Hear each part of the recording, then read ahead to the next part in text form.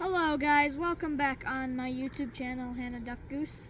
Today we're going to read Chapter 7 of the Trumpet of the Swan.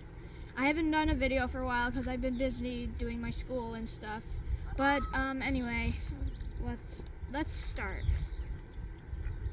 Chapter 7, School Days. A few days after the Swans arrived at their winter home on the Red Rock Lakes, Lewis had an idea. He decided that since he was unable to use his voice, he should learn to read and write. If I'm defective in one respect, he said to himself, I should try and develop myself along other lines. I will learn to read and write. Then I will hang a small slate around my neck and carry a chalk pencil. In that way, I will be able to communicate with anybody who can read. Lewis liked company, and he already had many friends on the lakes. The place was a refuge for water birds, swans, geese, ducks, and other waterfowl. They lived there because it was a safe place and because the water stayed warm even in the coldest winter weather. Lewis was greatly admired for his ability as a swimmer. He liked to compete with other cygnets to see who could swim underwater the greatest distance and stay down the longest. When Lewis had fully made up his mind about learning to read and write, he decided to visit Sam Beaver and get help from him. Perhaps, thought Lewis, Sam will let me go to school with him, and the teacher will show me how to write. The idea excited him. He wondered whether a young swan would be accepted in a classroom of children. He wondered whether it was hard to learn to read. Most of all, he wondered whether he could find Sam. Montana is a big state, and he wasn't even sure Sam lived in Montana, but he hoped he did. Next morning, when his parents were not looking, Lewis took off into the air. He flew northeast. When he came to the Yellowstone River, he followed it to the sweetgrass country. When he saw a town beneath him, he landed next to the schoolhouse and waited for the boys and girls to be out. Lewis looked at every boy, hoping to see Sam, but Sam wasn't there. Wrong town, wrong school, thought Lewis. I'll try again. He flew off, found another town, and located the school, but all the boys and girls had gone home for the day. I'll just have a look around anyway, thought Lewis. He didn't dare walk down the main street for fear somebody would shoot him. Instead, he took to the air and circled around, flying low, looking carefully at every boy in sight. After about 10 minutes, he saw a ranch house where a boy was splitting wood near the kitchen door. The boy had black hair. Lewis glided down. I'm lucky, he thought. It's Sam. When Sam saw the swan, he laid down his axe and stood perfectly still. Lewis walked up timidly, then reached down and untied Sam's shoelace. Hello, said Sam in a friendly voice. Lewis tried to say ho-ho, but not a sound came from his throat. I know you, said Sam. You're the one that never said anything and used to pull my shoelaces. Lewis nodded. I'm glad to see you, said Sam. What can I do for you? Lewis just stared straight ahead. Are you hungry? Asked Sam. Lewis shook his head. Thirsty? Lewis shook his head. Do you want to stay overnight with us here at the ranch? Asked Sam. Lewis nodded his head, and jumped up and down.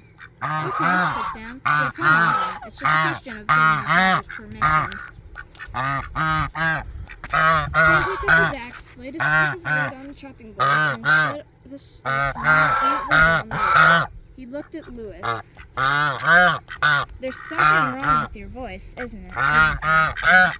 Lewis nodded, keeping his neck up and down hard. He knew Sam was his friend, although he didn't know that Sam had once saved his mother's life. In a few minutes,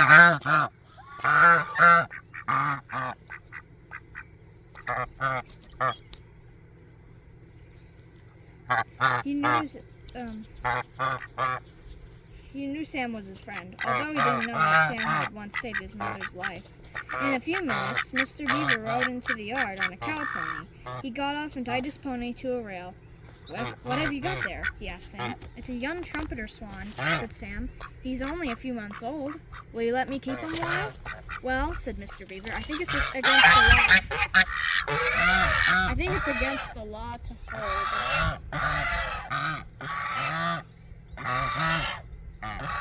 to hold one of these wild birds in captivity.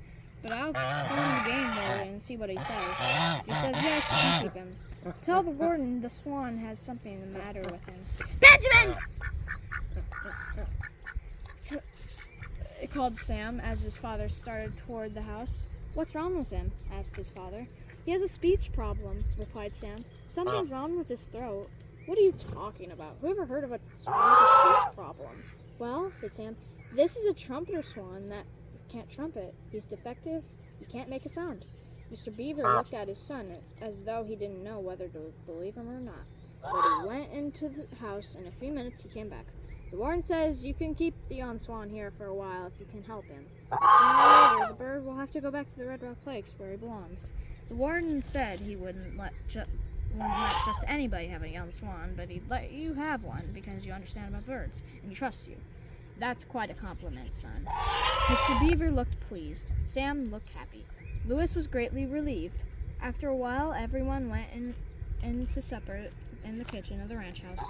Mrs. Beaver allowed Louis to stand beside Sam's chair. They fed him some corn and some oats, which tasted good. When Sam was ready for bed, he wanted Louis to sleep in his room with him. But Mrs. Beaver said no. He'll mess up the room. He's no canary. He's enormous. Put the bird out in the barn. He can sleep in one of the empty stalls. The horses won't mind.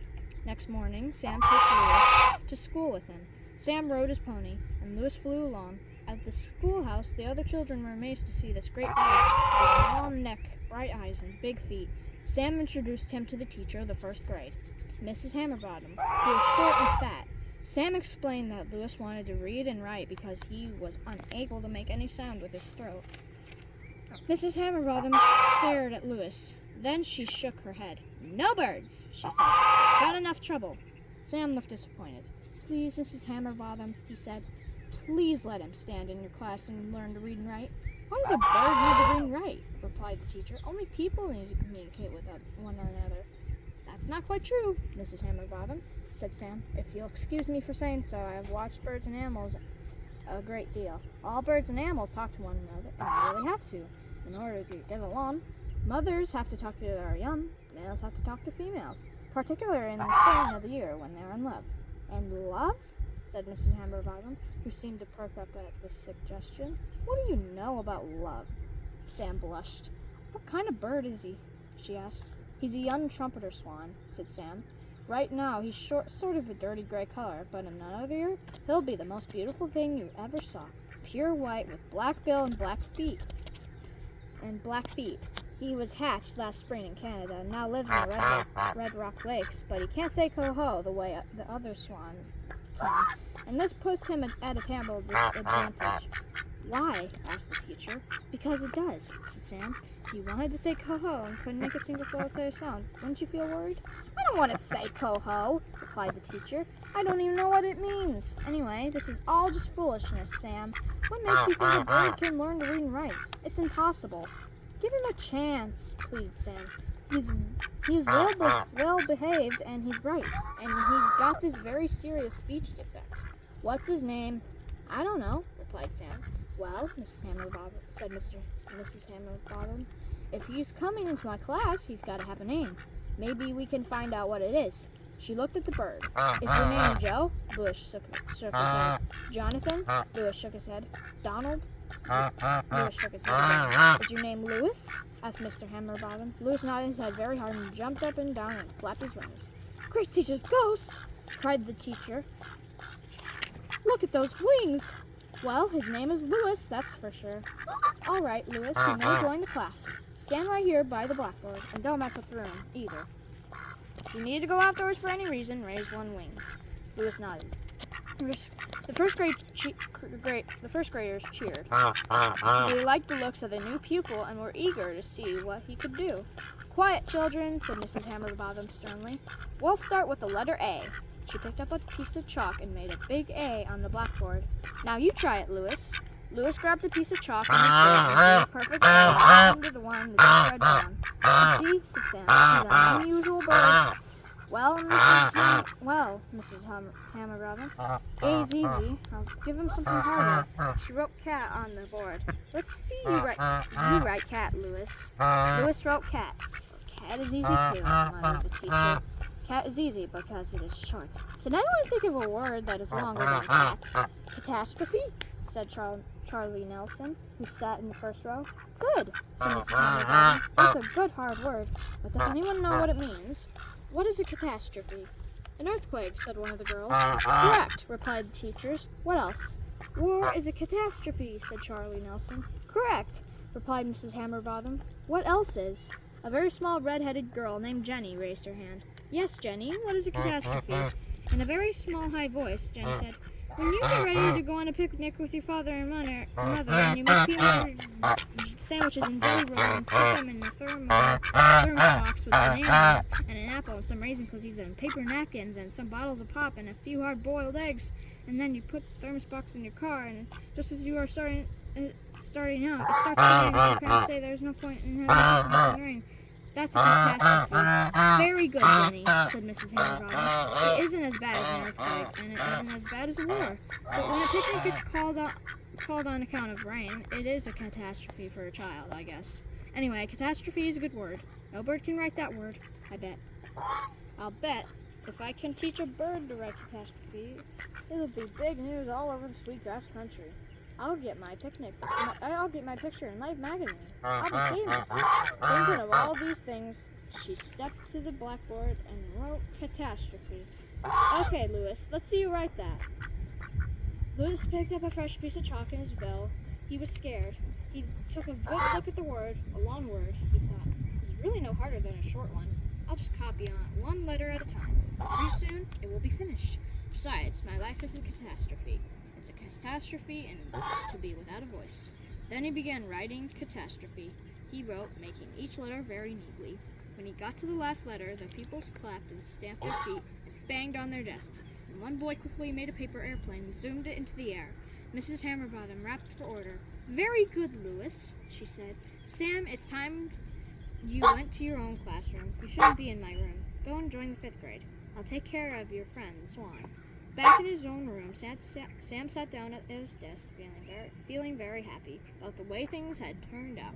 The 5th graders were having a lesson in arithmetic, and their teacher, Miss Annie Snug, greeted Sam with a question.